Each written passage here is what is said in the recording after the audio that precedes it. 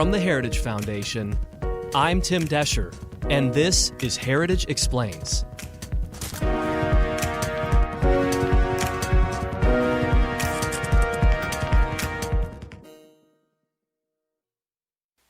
House Speaker Nancy Pelosi saying the massive COVID relief and government funding bill is on its way to President Trump. This comes after House Republicans blocked Democrats' efforts to increase direct payments to Americans from $600 to $2,000, which the president had demanded.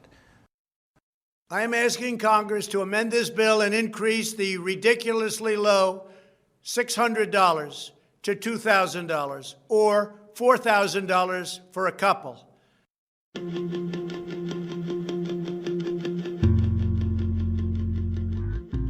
It's a new day.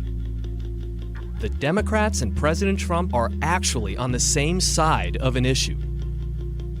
Both supporting $2,000 checks sent by the federal government to anyone making $75,000 per year or less.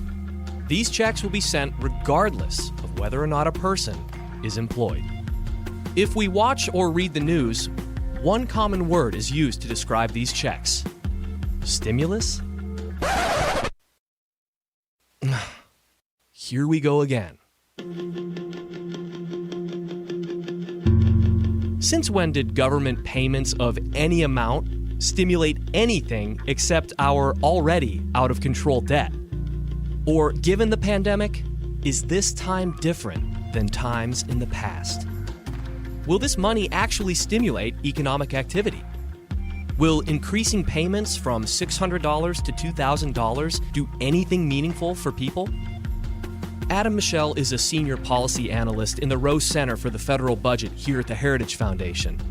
This is his issue, and he tracks it well.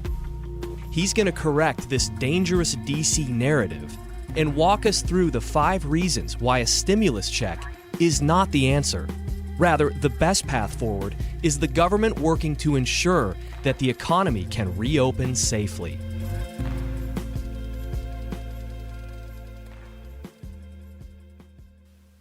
Adam, thank you so much for being here with us this week to explain a very, very complex circumstance right now where we stand. Thousands of pages made up this omnibus bill that was signed last night by President Trump. It included hundreds of billions of dollars, almost $1 trillion in pandemic relief. There are elements, we hear the word stimulus being used. We're going to get into that. But just for our listeners, briefly cover what is in this monstrosity. Well, thanks for having me on. It's hard to, you can't just list all the things that are in here. It's a bill that funds the government for the rest of the year. So there's a lot of money for just about everything the government does. There's lots of special interest provisions that are included on there. There's special subsidies for a tuna cannery in the Samoas. There's money for renewable energy, for tax credits for wind power, for solar. You can sort of go down the list. There's something for everyone. But there's also this large coronavirus relief package, $900+ billion that has lots of other things in it. Aid for businesses, aid for individuals, unemployment. So you pick what you want to talk about. It covers everything. So before we get into the specifics here, let's talk more about pandemic relief here. Almost $1 trillion for pandemic relief. Are we hitting the mark with that specific provision of this omnibus bill? No, we're not. Okay. We are now 9 months into this pandemic, and the Congress has already passed several bills that provide relief for Americans. And the things that are in this bill now, almost all of them are either poorly targeted to the crisis or wholly unnecessary. And the bill really doesn't do the couple of things that Congress should be doing, like increasing rapid testing and the types of stuff that could actually make a difference on the ground. Congress is being distracted by the throw money at the problem rather than let's really get into the things that we can do to help the pandemic recede. Your recent piece with our great colleague Rachel Gressler breaks down this issue, I think, very well. And folks, you got to log on to the show notes. The piece is called 5 Reasons Why More Stimulus Checks Are Not the Answer. Hit the highlights on this list of 5 here for me. First, Most Americans have jobs. Despite many Americans being unemployed, there are 150 million Americans who are still fortunate enough to have their jobs. There's 10 million Americans, about a little more than 10 million Americans who are unemployed. And so sending a check to every American isn't targeted to those 10, 11 million Americans who are actually unemployed. Number 2, savings rates are exceptionally high. This might be counterintuitive, but because the federal government has already sent out stimulus checks, because of all the other money that has been included in the previous relief bills, Americans are actually saving more than we've ever seen. Thus far in the pandemic, Americans have saved almost $2 trillion, and the savings rate was just below 20%, up from just about 6% in normal times. And it just goes to show that because Americans don't have as many things to spend money on, that those Americans who are employed are not in need of another check from Washington. Number 3, Americans are paying off credit card debt at record levels. This is linked to high rates of savings. Right. Because people have more money in their bank accounts. If you have debt, you're paying it down. In the first 3 quarters of 2020, Americans paid off $119 billion in debt, which is incredible. And that just goes to show, again, that there are Americans out there who are doing well, who don't need that federal aid. We should save those resources for those places it's actually needed.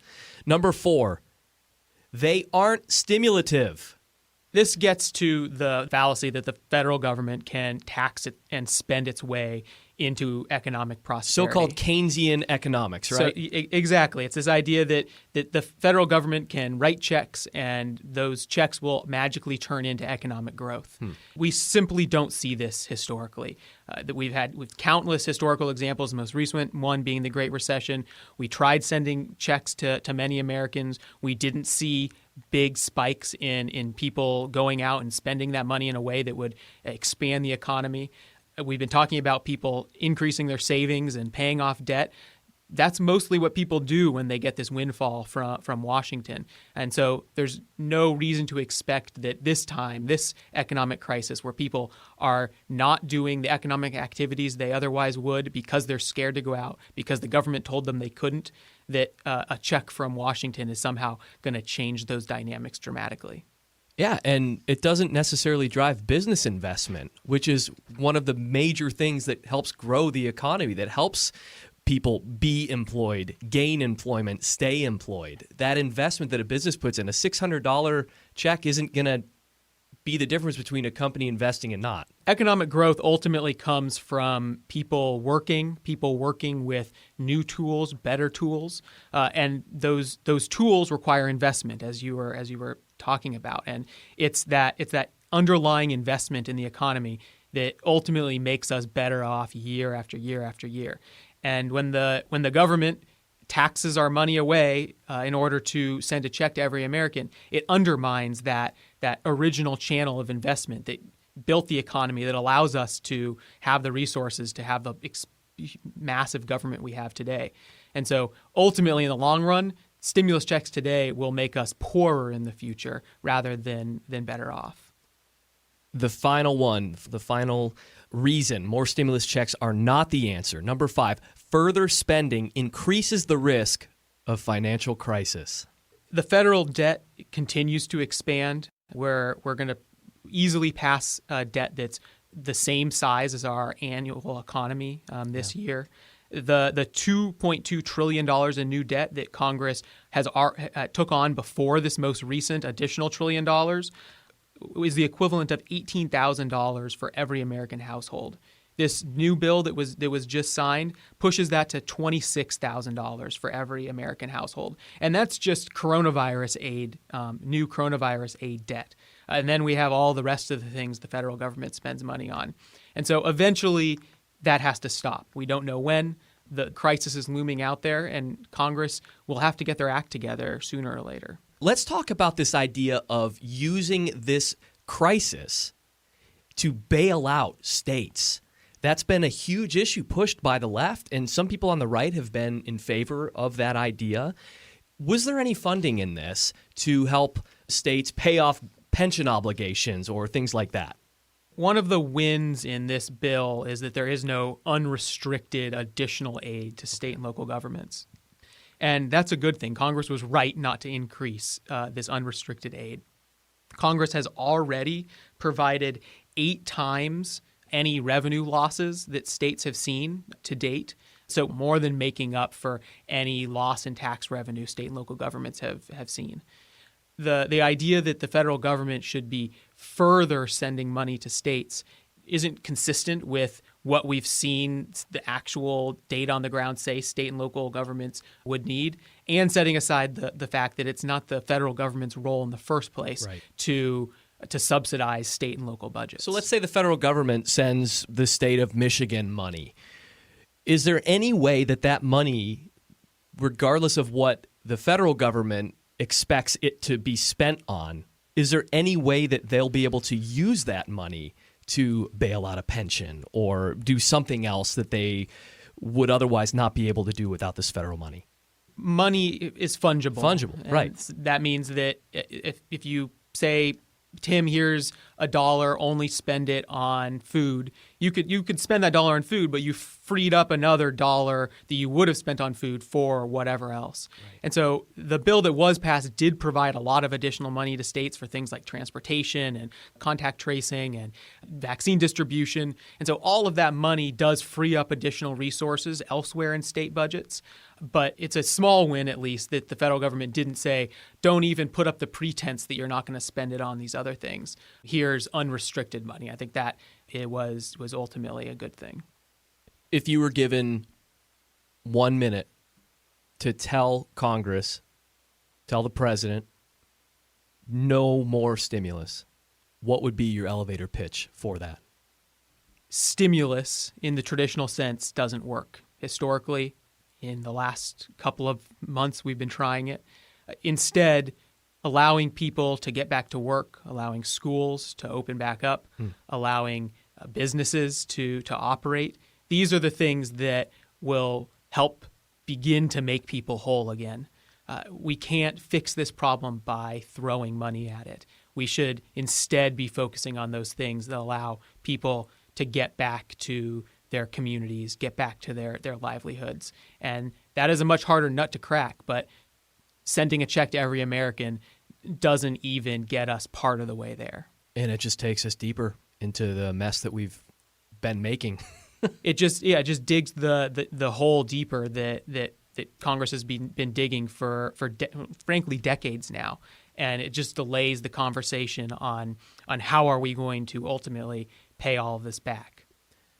Adam, thank you so much for being here today. It's such a huge issue, but I think you have really done a great job of laying out the argument for opening up and not relying on the federal government to, quote unquote, stimulate something that won't be stimulated. Thanks for having me on.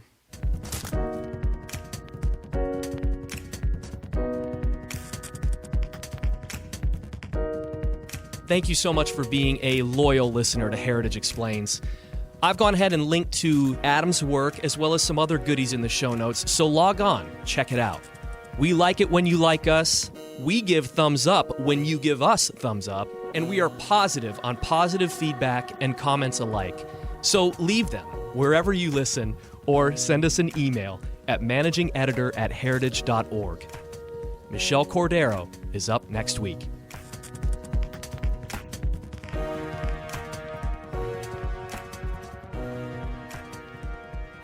Heritage Explains is brought to you by more than 500,000 members of the Heritage Foundation. It is produced by Michelle Cordero and Tim Desher, with editing by John Popp.